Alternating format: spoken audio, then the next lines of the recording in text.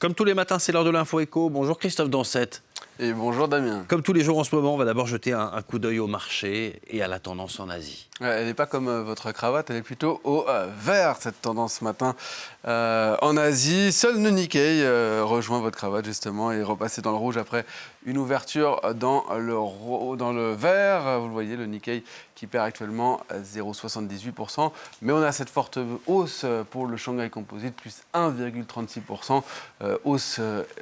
Belle hausse également pour le Kospi à Séoul, plus 1,48%. Tout cela dans le sillage hier de Wall Street qui a spectaculairement rebondi avec un Dow Jones reprenant 5,10%.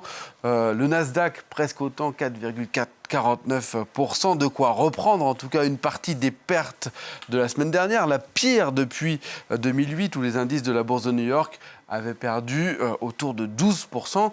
Un rebond qui se fait également sur fond d'espoir de réponses coordonnées des institutions monétaires nationales et internationales. D'ailleurs, ce matin, la Banque d'Australie a annoncé à baisser ses taux. C'est une première institution à agir. En Europe, la Banque centrale européenne pourrait agir dans les prochains jours. Aux États-Unis, la Réserve fédérale également. Ce mardi, c'est-à-dire tout à l'heure, les ministres des Finances du G7 se retrouveront dans une conférence, non pas comme celle-ci qui avait eu lieu en juillet 2019 à Chantilly, en direct, mais ça sera par téléphone. Coronavirus oblige, on essaye d'éviter les déplacements. Et ils essaieront de définir une politique coordonnée selon un projet de communiqué dont a pris connaissance l'agence Reuters. Les 7 ministres ne devraient pas pour autant appeler spécifiquement à abaisser les taux d'intérêt ni à relever les dépenses des gouvernements. Tout cela évidemment dans un contexte de crainte d'un ralentissement mondial. Alors les chiffres sont de toute évidence à prendre avec une extrême prudence, étant donné qu'on ne sait tout simplement pas combien de temps cette épidémie va durer et jusqu'à quand elle va impacter l'économie mondiale. En tout cas, l'OCDE s'y est néanmoins risquée, elle a donné des chiffres et elle revoit plutôt ses prévisions de croissance à la baisse. Elle prône, on en parlait à l'instant, une riposte budgétaire et monétaire commune. Les explications d'Anan Sidaini.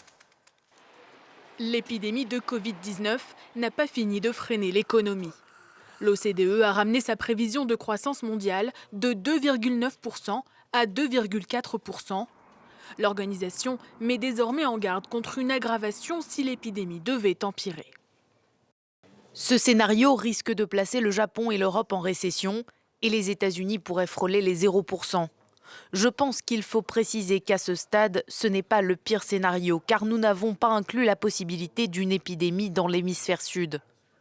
Principale raison de ces prévisions en baisse, la croissance de la Chine, le pays le plus touché, devrait reculer de 0,8% cette année, entraînant avec elle la croissance mondiale.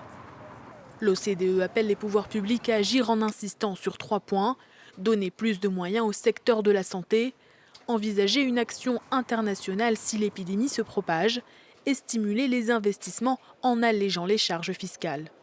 L'Union européenne s'est dit prête à agir.